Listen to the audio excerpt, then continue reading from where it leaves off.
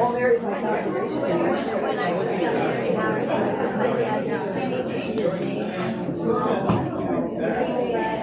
My name is Ryan.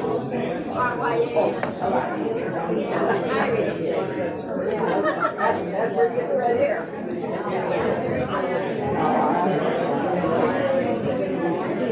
Good evening, everybody. Good evening. Welcome.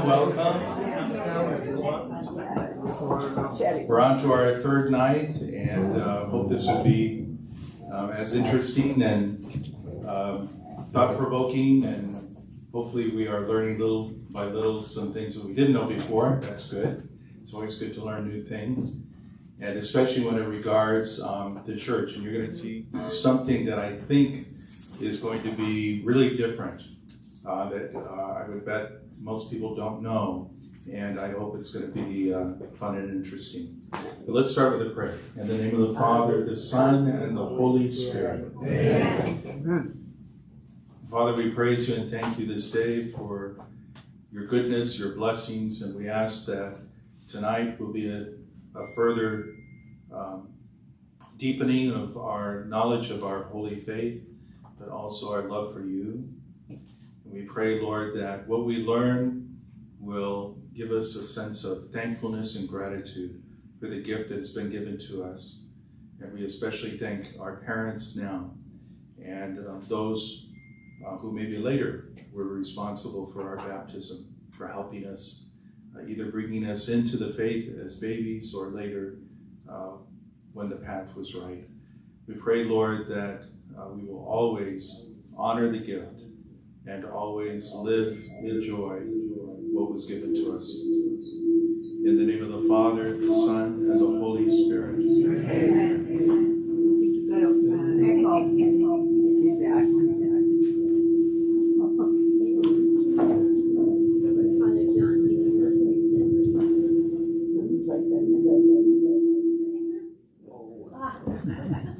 Okay, all right, I think we're set. Okay. So tonight, Eastern Catholic churches, we're going to walk through that a little bit because a lot of people don't know that there is this in-between situation, we'll call it. That's what superficially we see, which is a number of churches that look Orthodox, but in fact are united to Rome. And there's a lot of them. But we may not know this at all and may not be aware of it. And then dialogue, the different dialogues that are going on in Orange County presently, just to give you an update on what's happening with the different churches. And then Catholic concerns and surprises. Okay.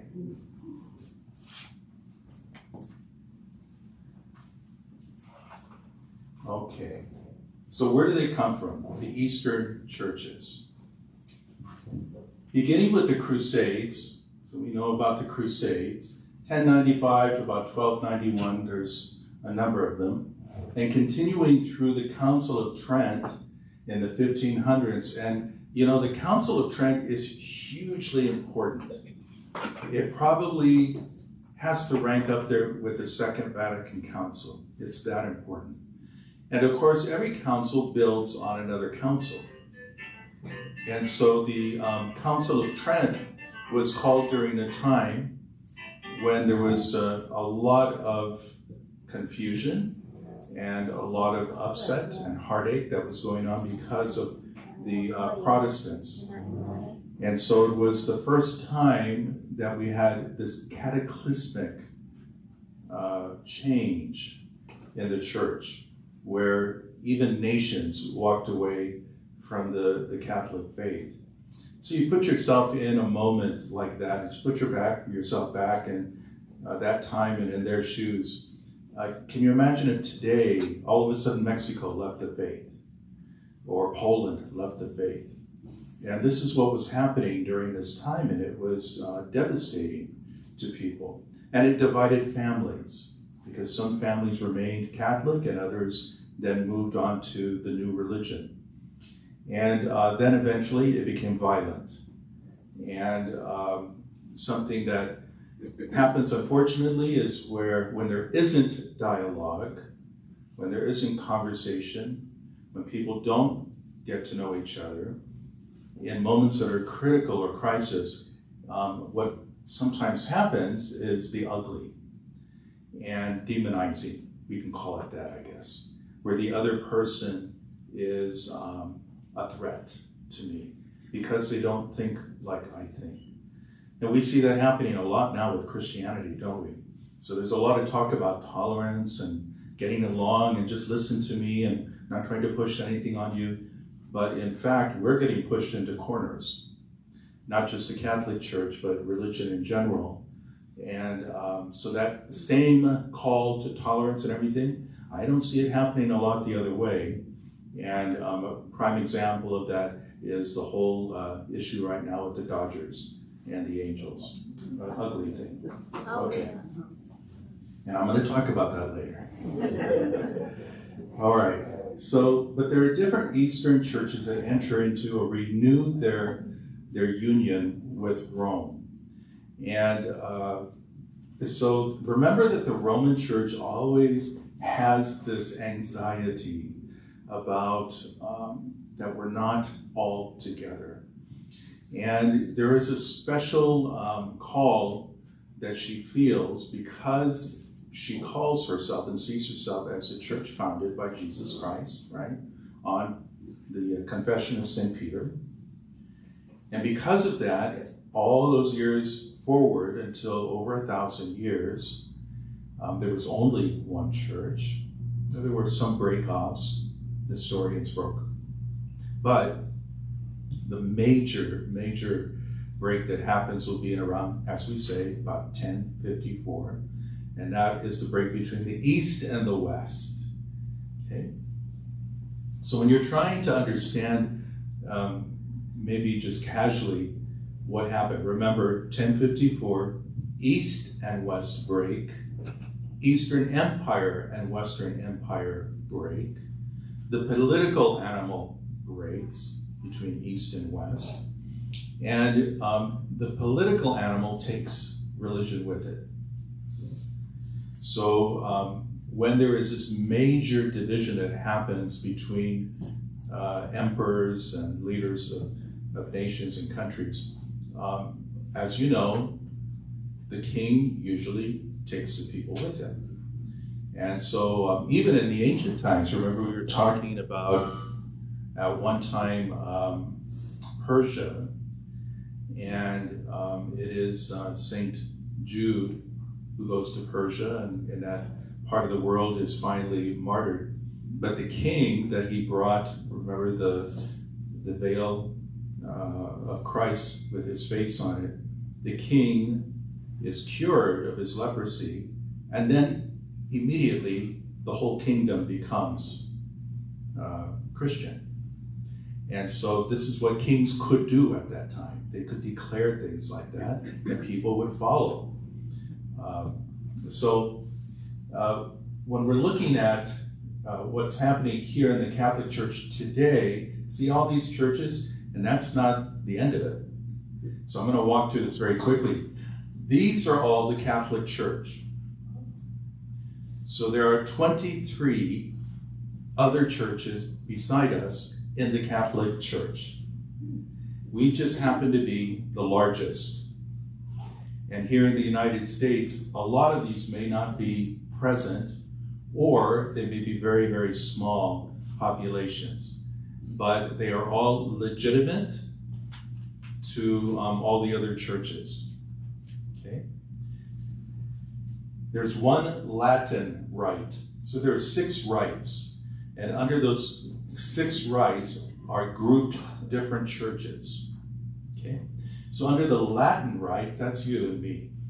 We belong to the Roman Catholic Church, or the Latin Church. We can call ourselves that too. Okay.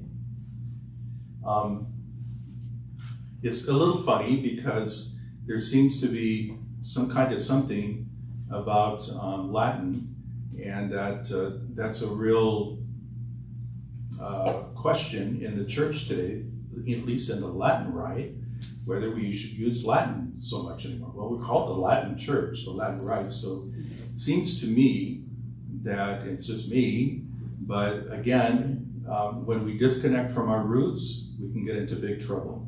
And our roots we are the Latin Church. And so we should retain some Latin, even though we've moved beyond perhaps the liturgy that was completely in Latin.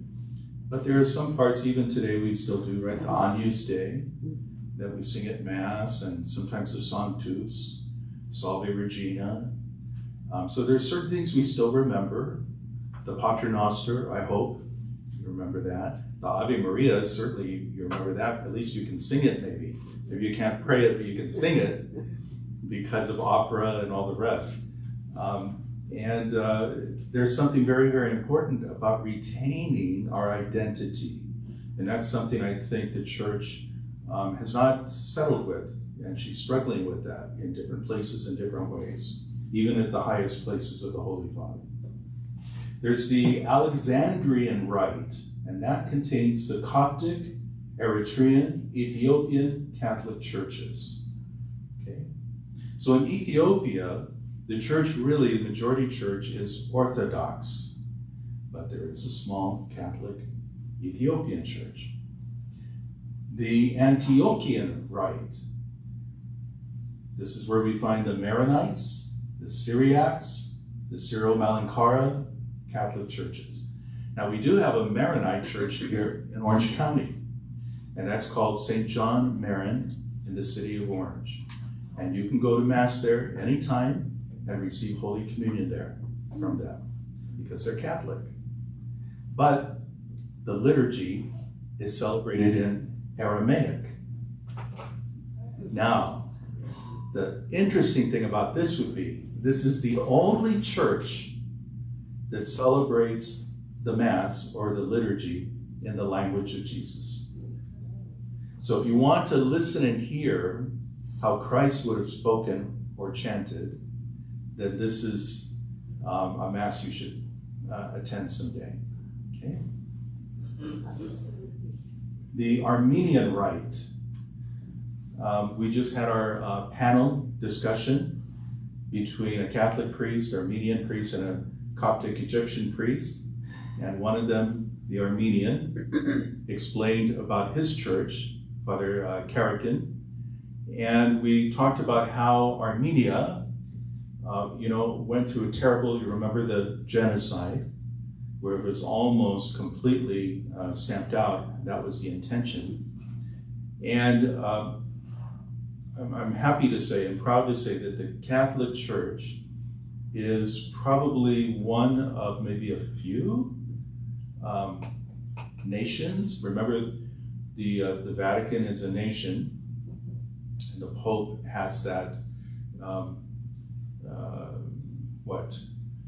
it's very important with the UN, with other places, because the Vatican can vote on all these bills that come forward, and some of them not being good, not being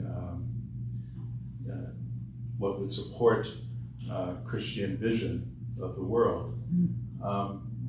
So the Vatican long ago was one of the first to use the word genocide, even before the United States.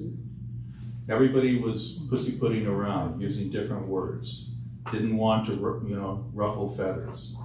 But the Vatican, from the very beginning, and to a lot of criticism, said, no, this was a genocide, agreed with Armenia. And Armenia says this about herself, but nobody else would take it up.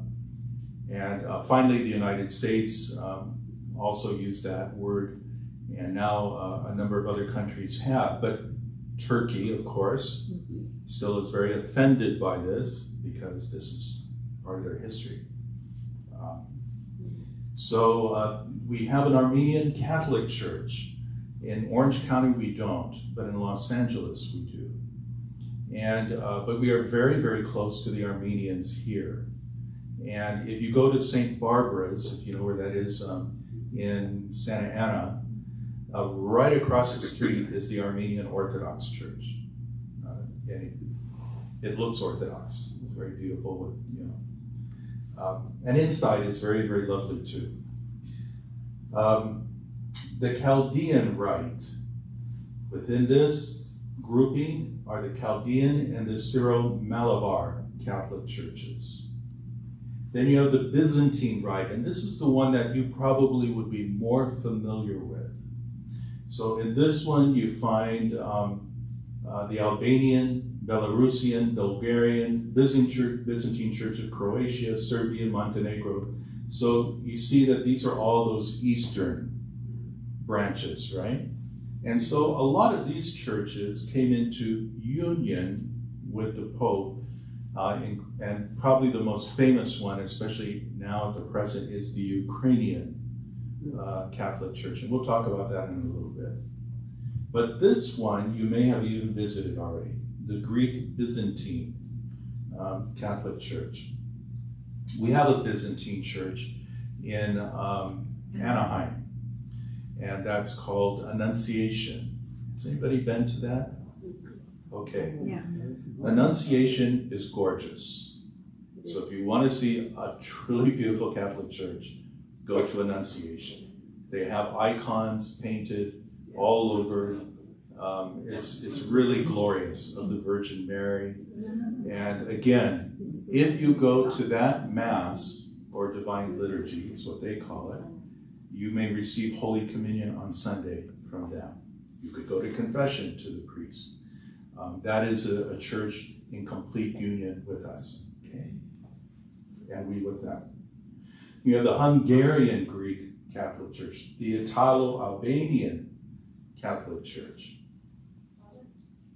Yes? Can you receive communion from any of these churches? Yes, these are all Catholic.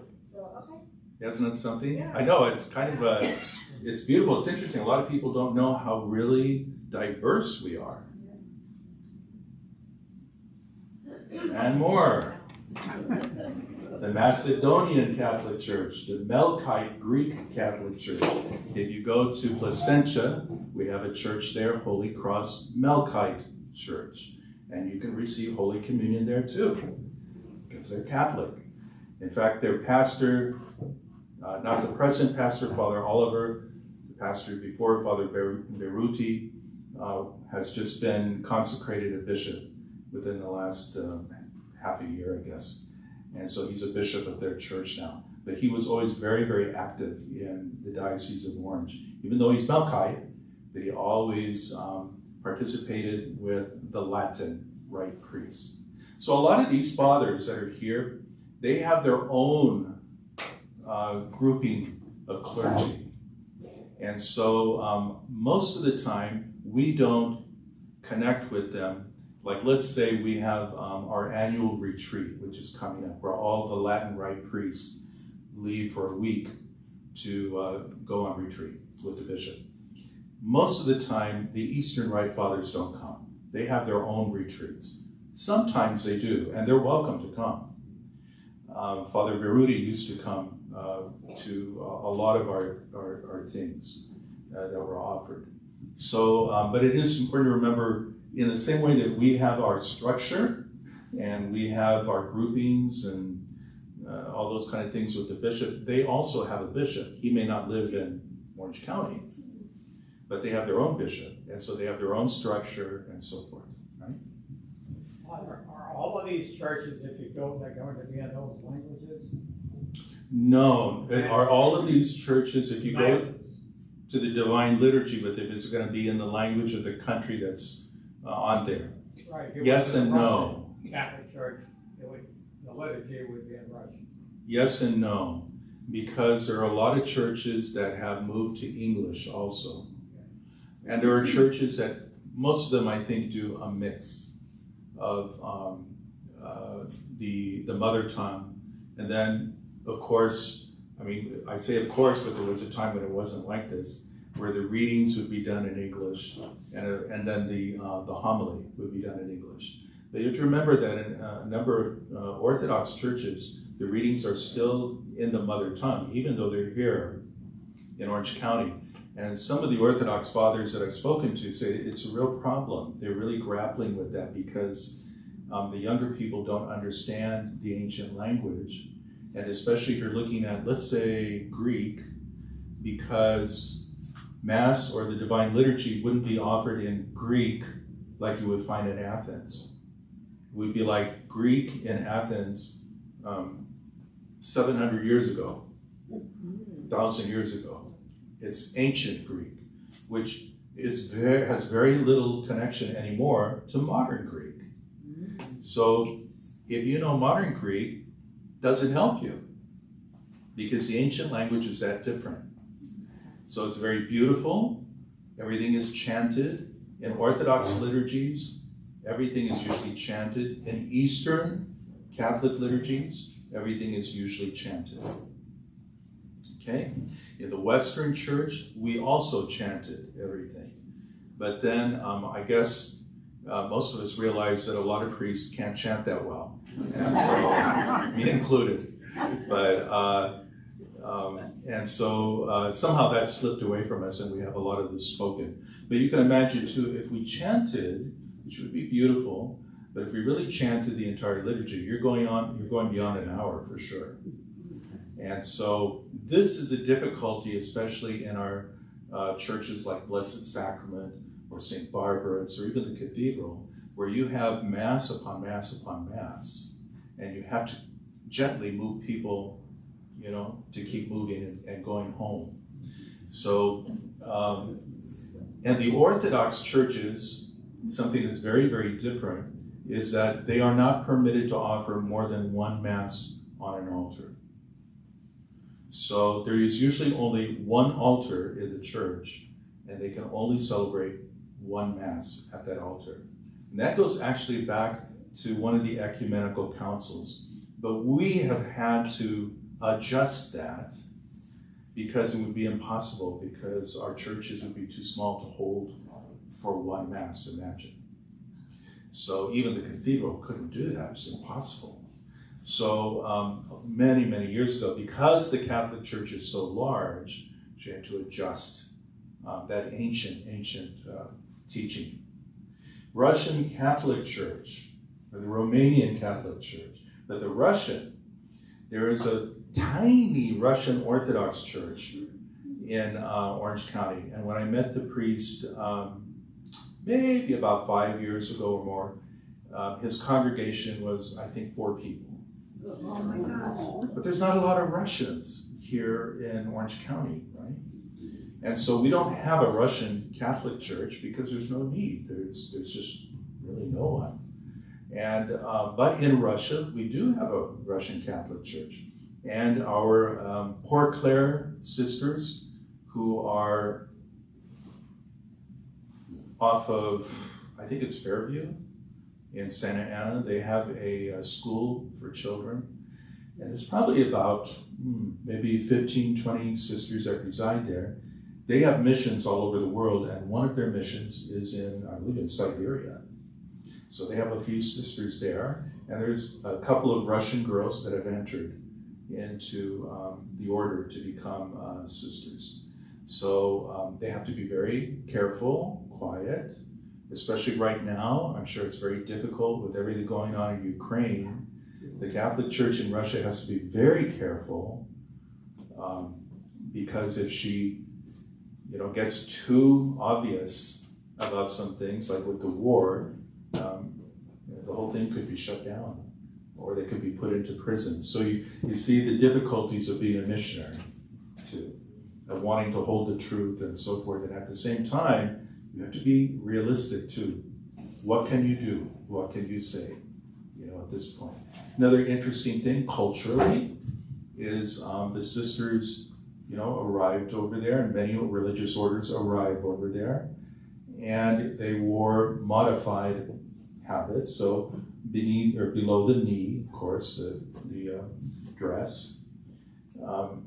But in Russia, that is still not respectable. And so the communities have to lengthen their robes all the way to the ankle. And of course, cover the head with a veil. So, because in the cultural situation in Russia is women, especially religious women, don't wear their heads free of a covering. The Orthodox, if you can remember, Orthodox sisters are from head to foot in black, right? They don't have religious orders in Orthodoxy. They only have nuns, one kind, one setup. In the Catholic Church, we have a myriad, as you know, of religious orders that really sink in with temperaments. With some women, want very much to wear the full habit and to be in cloister, and others want to be in active ministry or hospital ministry only, and some orders no longer wear a religious habit. Some were founded without a religious habit. And so those communities, it depends on the person then. So there's a lot of diversity in religious life for the diversity in human life, right? For men and women. We have the Slovak Catholic Church, and finally, the largest of these churches after the Catholic Latin Church would be the Ukrainian Greek Catholic Church, or the Ukrainian Eastern Church. Attempts to reunite. I just wanted to touch on this for a moment. We did have 2 times in history where we tried to reunite with the Orthodox. Okay, we have this big break in 1054, and it's still on the mind and the heart of the church. How do we get this back together? And in 1274, the Council of Lyons, convened by Gregory X, and what happens is the Byzantine emperor reaches out to the Pope. Byzantine emperor is Orthodox. He reaches out to the Pope and he says, we're prepared to unite again with Rome. But there is a political piece here. The Byzantine emperor wants this union so that he can request from the Holy Father financial help. Because remember, the popes of Rome at this time have a lot of clout, and they can raise armies. They have armies. And that's because they had to defend Rome from the Vandals and all these other groups, the Vikings and so forth, these groups that were coming in and marauding all over Europe. And so, like Ireland, suffered terribly with this, England. But Rome also had to protect herself. And so the Pope also had a standing army. As he does now, he has who? What's his army? Swiss Guards. Yeah, the Swiss Guards. And they're a small group, of course, not really his army, but they're his guards. And the beautiful story about that is that at one time, when there was a threat to the Pope and Rome was taken by siege, the Holy Father barely escaped with his life, and only because the Swiss Guards protected the Vatican. Otherwise, he would have been taken. And all those that were protecting were massacred. He had other guards, and they all fled. But the Swiss Guards didn't. And because of that, ever afterwards, the popes have said, only Swiss Guards will protect us, as a sign of gratitude to Switzerland for their sons that gave their lives for the church. Now they're talking about maybe having female Swiss Guards. So there's may have a little bit of a change there in the next few years. So the emperor, has this hope, and things are signed, and within about 4 years, the whole thing falls apart because enough money doesn't go to the emperor. He gets frustrated. But even aside from all of that, even if the financial thing had worked, the bishops, most of the bishops and people reject the union. And this is part of the problem, you see. is that we can sign documents up here, but if it doesn't seep down to here, our level, it doesn't work. And you'll see the next time, same thing happen, but it doesn't work. And so this is why ecumenism, which I'm involved in, the role that I play is to try and get you to understand our brothers and sisters of the Eastern churches, and to help you maybe even to get to know people from those churches. So we begin to feel a friendship and begin to see that we're actually very close relatives. And that come the day when all those things are finally signed, it will make sense to us, see? So we had people at the panel discussion who were Catholic, Armenian, and Coptic all together, and it was really a wonderful evening. Some of you were there.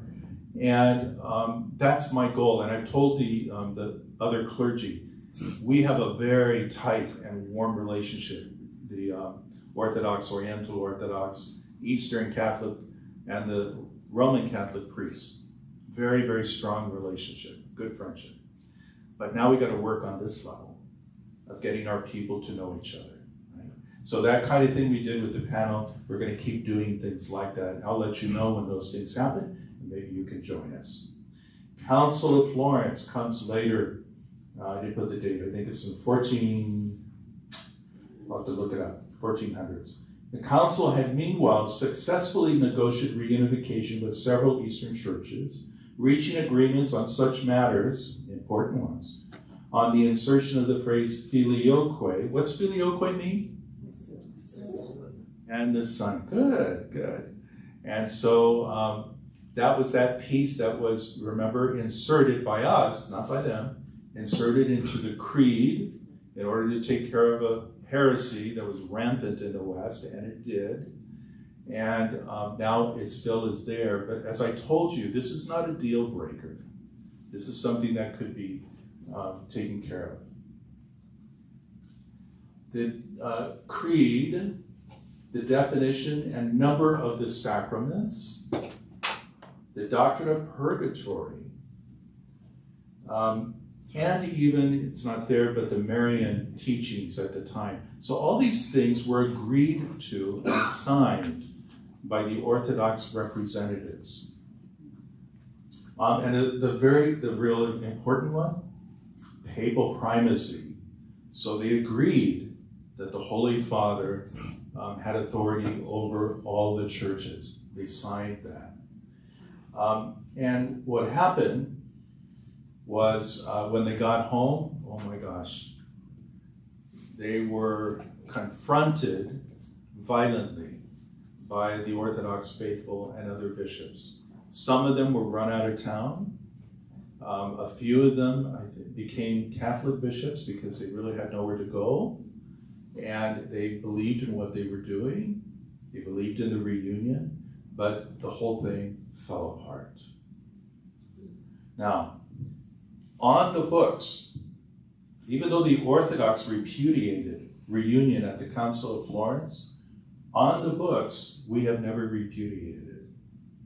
So if you're really looking at this, strictly speaking, there is still union between the Orthodox and the Catholics because of Florence, because we never repudiated it. Maybe it will be helpful at some time later, in the conversations. We'll see. You never know how history later on can be very, very useful. There is one saint that I want to mention, and his name is Josaphat, and he's in our calendar, St. Josaphat. And if you go to Rome someday, or if you've been there are a few incorruptible saints under altars in St. Peter's Basilica. And one is St. Josaphat.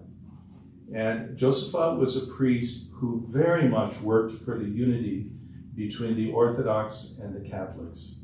But he was so successful, and many people who came back into union with the Pope, that he was murdered by Orthodox. And so his body, incorrupt, after all these centuries, still is beneath one of the glass altars in St. Peter's in Rome. And he remains one of those wonderful figures of hoping, praying all the time, as it were, Josephat in St. Peter's, right next to Peter's bones, praying for the reunion of the churches. So we have dialogues. And one is the LDS Catholic Dialogue. LDS is Latter-day Saints. Latter-day Saints. They don't want to be called Mormons anymore. Oh, I know that. Yeah. So when you refer to them, you can say the whole long thing, Jesus Christ, Latter-day Saints, or you say LDS, which is easier. But their president, who's also known as the prophet, their president has requested among his own people, we don't use Mormon because it's for them pejorative. Okay? And so they would rather LDS. So that's what we use when we refer to them. Okay? So the LDS Catholic Dialogue, I'm happy to say, well, maybe not happy about it, but we are the only, I found this out just a few days ago, the only LDS Catholic Dialogue in Orange County is the only one in the whole world. Wow. And it's very important that we have one. It doesn't mean that we agree with everything, but it does mean that we have to know each other. And the church a long time ago took them off really of the cult list. And part of being a cult is that you can't leave. And that's why we never usually end up on that list of fundamentalists or others. It's because you can leave. Plenty of people leave. You leave whatever you want, the Catholic Church, and we're not going to force you back. But in a cult, you can't do that. In a cult, you are hounded and you are, brought back forcibly if you can, if they can. And there's a lot of other things too in a cult. But it is a religion that we have very little, sometimes in common theologically, a lot in common in the moral family life. And there is friendship, between our two churches. Some Catholics have become Mormons, some Mormons have become Catholics. Sometimes it causes heartache in the family, whether Mormon, mentioned LDS, or in Catholic, and that's part of what happens. But this happens also with Protestants. When someone leaves and becomes part of Calvary Chapel or another church, it causes pain. And I'm sure for a family that is Calvary Chapel, if someone becomes Catholic, it causes pain. So there's still this, can't get away with that. What is an average dialogue between the LDS and, do you once a month meet with a group of LDS? This is what happens with any of the dialogues. It's a good question. What's the structure of a dialogue? And what happens is we meet once a month. They have at least 4 experts, and we have 4 experts of our faith.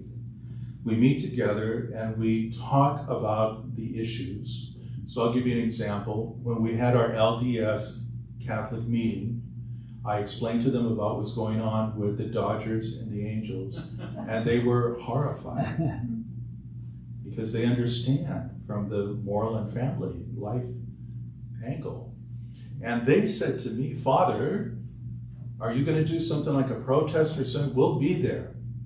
We'll stand with you if there's going to be a protest. Not a lot of other religions would say that to us. And so what has come out of it is, at this point, as some of you know, I'm going to be meeting with the mayor of Anaheim. We're hoping to set up a time to meet and speak with the mayor of Anaheim. So there'll be folks from the Latter-day Saints and from the Catholic Church. And maybe by then it might extend out to a few other churches too. Because there was one thing that the Latter-day members said, which was very important. They said, Father, if they're coming after you, they're going to come after the rest of us. If nothing is sacred anymore for you, nothing is going to be sacred, for our faith traditions either. And so then in the dialogue, there is one paper given a year. That means one of their experts will present a paper, a formal paper, and one of our Catholic experts will present a formal paper on one subject. Could be suicide, could be authority, could be the nature of God. I mean, the whole world of these things is open. And then once those presentations are done, then we have question and answer. And then from there, both papers are sent to the LDS leadership. Both papers are sent to the Bishop of Orange and also to the USCCB, and if applicable, then to the Vatican. Okay. So this is very important for the Vatican because the Vatican relies on all of these dialogues going on all over the world because on the ground level, things happen, and if the Vatican knows what's going on, then it will assist her in furthering a relationship or not with a given religion. Okay. So in my office, I am required at the end of each year to send a report to Washington, D.C. and to tell them what we have done in the Diocese of Orange and to give detail about that. Yeah. How is that topic determined? The topic is determined by all of us. So when we were at the meeting, I asked them, the next meeting we have, I want you between now and then to think of 3 topics. When we get together, we're going to look at all of those topics, and then we're going to decide on 3 main topics to begin to work with. Yeah? Okay. So that's how it works. It's very friendly. In fact, the LDS presented me with a beautiful framed presentation of my genealogy. So good. They were very excited to give it to me. And it's actually very beautiful. And they show, going back at least to about 1700s, early 1700s, where my family comes from. So we have a very, very good relationship. Now, they're going to invite me to their temple. They're building a new temple somewhere here in Orange County. And once it's finished, they're going to invite me to come before it's dedicated. Once it's consecrated, nobody can go into a temple except an LDS member. And so I'm going to go. That doesn't mean that, I believe the doctrine and so forth. And just like they come, we've invited them. It's funny, like they came to Bishop Van's installation and Bishop Tim's ordination, but you wouldn't have known because the formal wear of a LDS is a suit and tie. So they just kind of melded in with everybody else. But their leaders were there at our Mass. And so, again, this is the way that we don't demonize each other. And my goal is somewhere along the way to affect and impact somehow their process of proselytizing. Now, most of the kids now that go into, how they go door to door? It probably hasn't happened for a while at your house. That's because they were not getting a lot of conversions, but they are out in the missions. They're getting a lot of conversions outside of the U.S. So it's rather impressive how they do it. I mean, if all our kids had to do that and take 2 years, like one of the leaders there, one of the members, he told me, oh, my son, he was so excited. He said, my son is going to Mongolia. He's going to be a missionary to Mongolia. Imagine that if your kid was going to be sent to Mongolia to mission for 2 years. But they're very excited, very proud of that.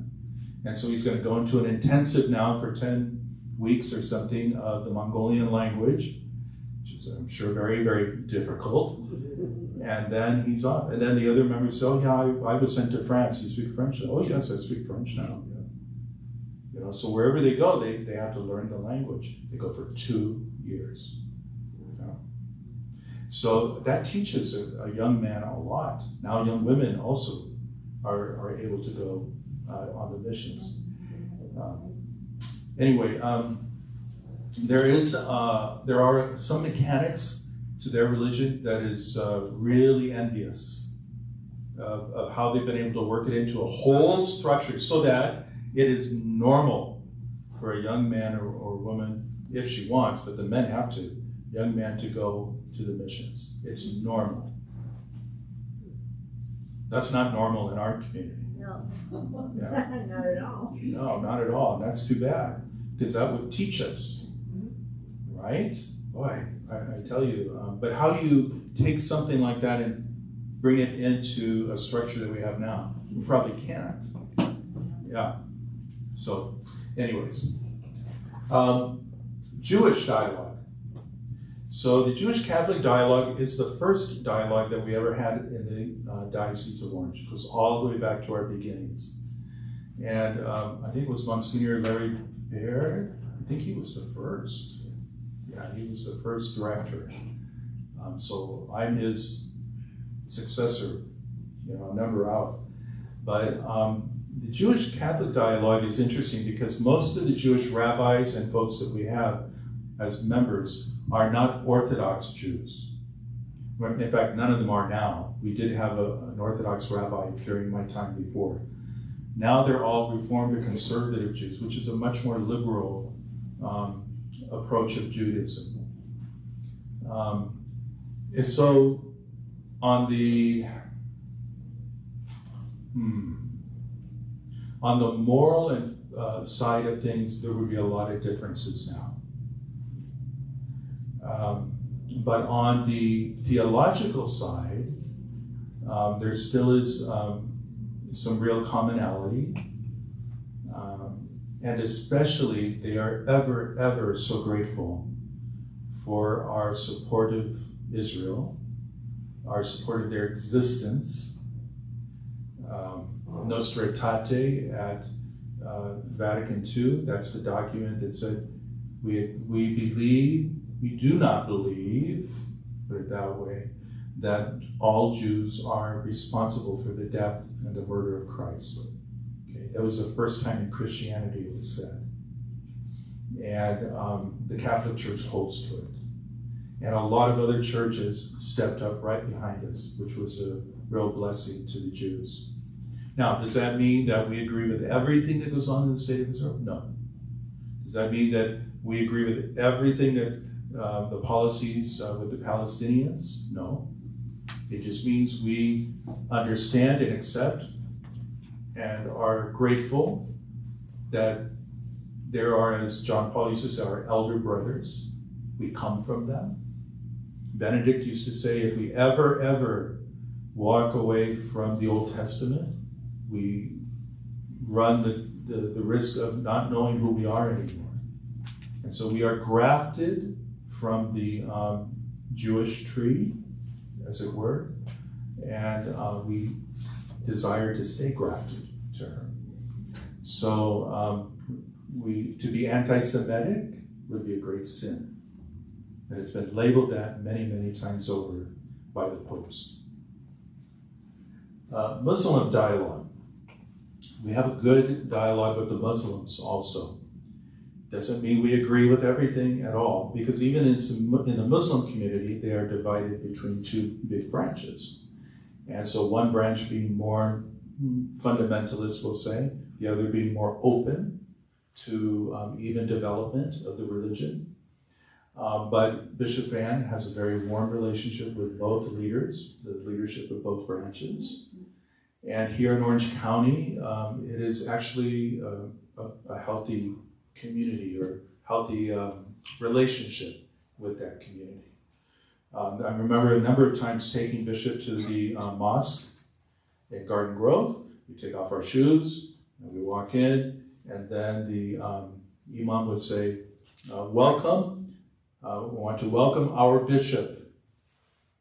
And Bishop Van would come in and he would invite him to say a few words. An imam doesn't do that. And then to say our bishop, very kind, very gracious. But it was his way of saying, this is how close we feel to you. So, yes? The two branches that you mentioned, two branches of Islam. Yes. Would be what, Sufi and Shiite, or is Sufi and Shiite? Are those the two? Shiite, Shiite. but Sufi is a branch. You know, have you ever seen the whirling dervishes? Yeah.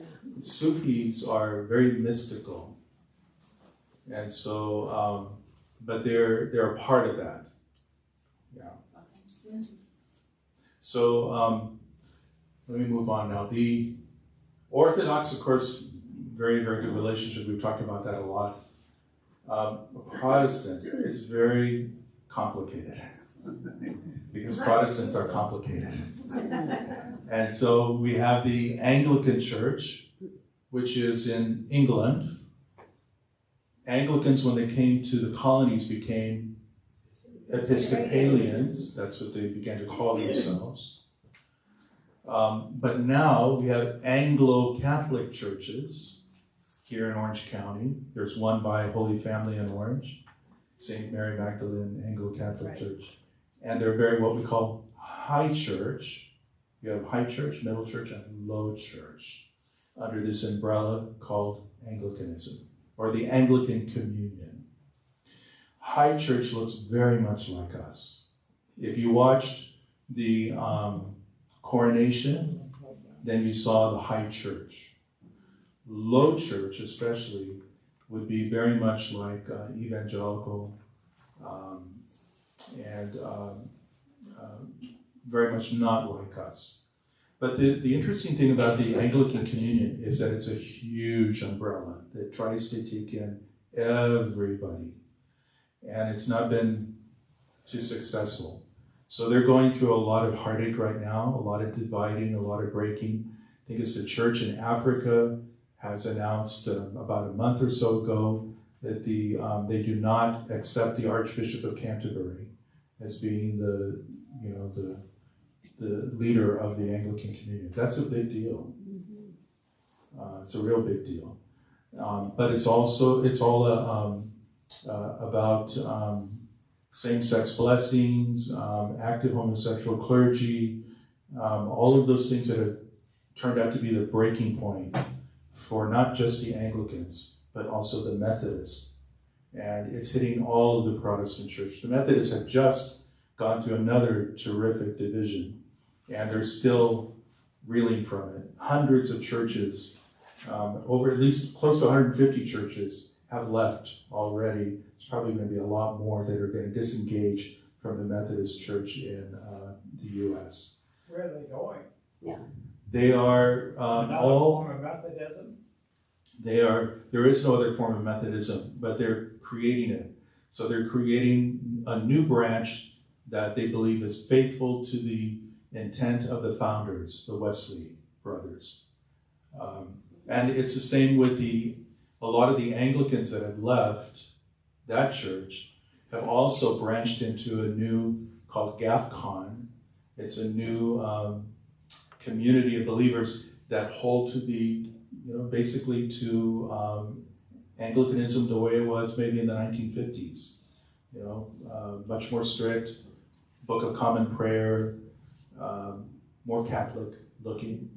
So there are these big branches that are breaking off now who are trying to keep the tradition. I guess that's the best way to say it. But the numbers in the Anglican Communion are plummeting. And so hard to see what's going to happen here. There's a study that just came out a couple of days ago where it was on the web. And the man who did the study was saying, at the end of it, he's saying why youth and young adults are not attracted to churches anymore and to religion. And one of the things, he's actually looking at the Protestant world, that at the very end, he has a statement where he says, if the Catholic Church were to renegotiate and accept abortion, accept same-sex marriage and so forth, he's saying, and he says, my findings are, it wouldn't make a difference because that's not the issue anymore. It's a deeper disconnect with established things, military, government, church, education, yeah. So it makes my job harder. That gives me job security too. So with the Lutherans, also going through some difficulties for the same reasons. ELCA, which is the largest communion of Lutheran churches here in Orange County, is in big trouble. God bless them. They're trying, but it's hard for them to hold it together because of all these very progressive stances that they're taking. But there are 3 branches to the Lutheran Church. Missouri Synod is, you might be familiar with them, is the most traditional of all the Lutheran branches. But they are, they cannot pray with us because they feel like they hold to the most authentic form of old Lutheranism. But they don't even pray with the other branches of Lutherans. Okay, so there's some real difficulty with all of that. Anyway, but we do have a wonderful high school in Orange. What is it? It's not Cal Lutheran. It's Orange Lutheran. Thank you. Yeah, Orange Lutheran. Very, very good school, and very impressive on how they thread in their faith into the students' daily life. It's very, very good. I put Baptist because there's nothing except maybe if you're looking at the evangelical churches who are sometimes broken from or a more modern expression of the Baptist tradition. We have a very warm relationship with a lot of them, actually. It used to be that years ago, it was really rough, where it was very anti-Catholic here in Orange County. But now, certainly Saddleback, the leadership, Mariners even, and to some extent, I think Calvary Chapel has toned down, mellowed a lot. And I would think that probably it's because of Rick Warren. Rick Warren had a lot when he really embraced the Catholic people. I think that helped all the other churches to kind of pause and look at things. So it's beautifully, right now, there's a lot of interest amongst evangelicals as to who we are and what we are. Very interested in us. Very interested in the church fathers. Very interested in Aquinas and Augustine. Okay? So there's a real intellectual search now. Because I would say in a lot of ways evangelical worship was built on, I don't want to say emotion, that's too superficial. But the intellectual piece as far as theologians and grappling with, big questions, all of that wasn't really there. It was more, do you believe in Jesus Christ? If you accept him as your Lord and Savior, you're saved. Then everything else is not that important. That's the important piece. And then now, okay, we can start looking at things like family life and so forth. But they didn't have the, like the Augustines, And now there's a real appreciation for all that. Maybe a kind of a maturation of the movement, Buddhism. I put a question mark because I don't know what to do about this. We have a lot of Buddhists in Orange County. You just have to go through Westminster and you'll see homes that have been converted into, little worship houses, and you see Buddhas and others in front of those places. But it's been difficult to have a constructive conversation with the Buddhist movement because they're all independent. They're very different. And you have Tibetan Buddhism, and you have Japanese Buddhism, and all different kinds of Buddhism. Okay? And a lot of the Buddhists that came from Vietnam, and there's a lot, but they don't speak English very well, the monks. And so it's hard to converse and so forth. And we don't have anybody on our side yet that is able and ready and capable to do that. So that remains a little bit of a question mark. Now, there is a Buddhist priestess from Yorba Linda, and we connected a while ago, and we're going to connect again. And she's a wonderful, wonderful woman. And she married a Catholic man, and they had a little boy, and she named him John Paul. And John Paul was second. So there's still, you know, it's a kind of surprising thing how these little connections happen sometimes, you know. But she did me a great favor. A number of years ago, she invited me to go to Hawaii to the lantern lighting ritual, where you light lanterns for the dead, and then you let them float onto the ocean. And there are thousands. It's the most glorious thing. And then lamps, you know, through the air. It's just glorious. And so I spent about 4 days with them. They are not trying to proselytize at all. In fact, their way of looking at it is you keep your religion, you know, and you can be a part of our religion too. And you can keep your religion. You know, they're just very, you know, generous that way. But now again, for me, if I walked into a Buddhist temple, I cannot bow before the images, right? I cannot light incense and put it in front of an image, because that is an act of worship.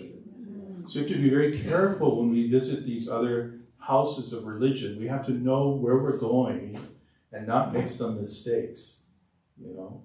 So, which might scandalize, you know, or send them the wrong message too, where they think that we accept that and it's not a problem and so forth. But for us, it's not acceptable. So you say there's like no unity at all between one Buddhist group to another? It's very, I would say it's very fluid. I mean, Tibetan Buddhism has a wonderful, beautiful, it's, you know, that's where you have all those wonderful monasteries in Tibet and so forth, and thousands of monks and nuns, and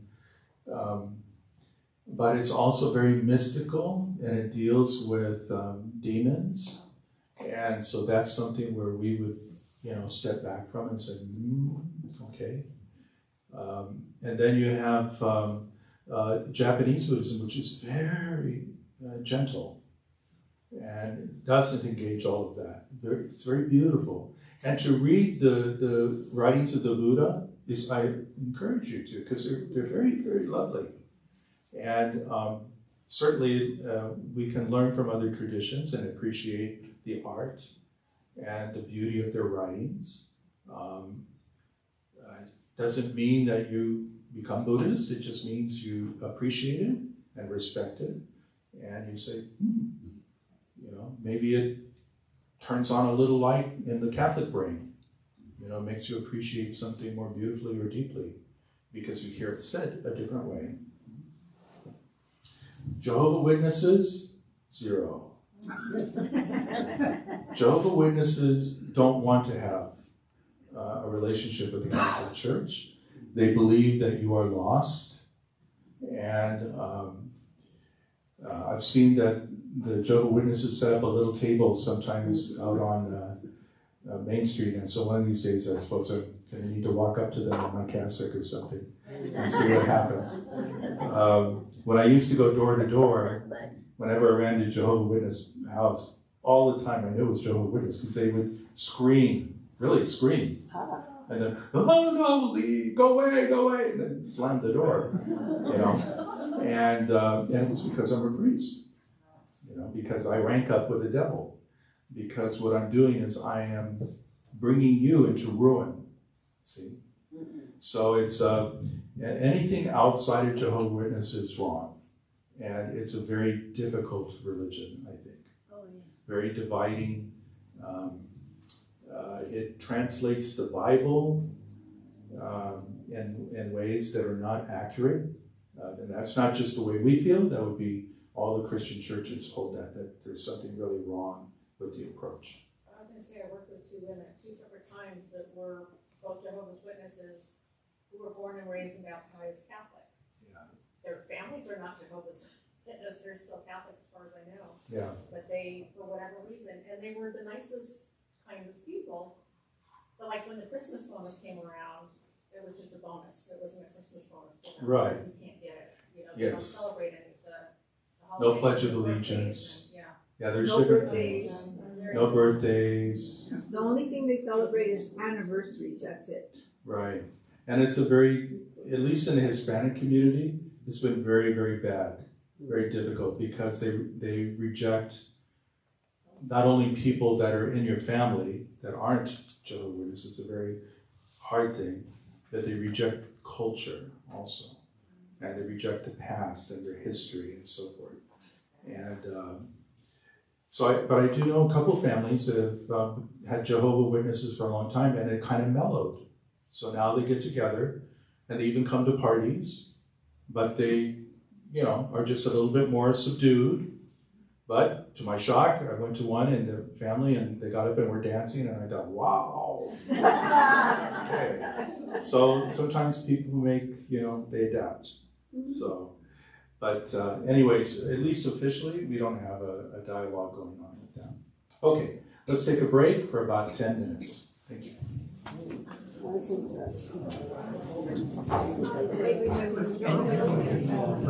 My driveway. Yes, I said, yes, I do. They turned around. There's a Quaker church.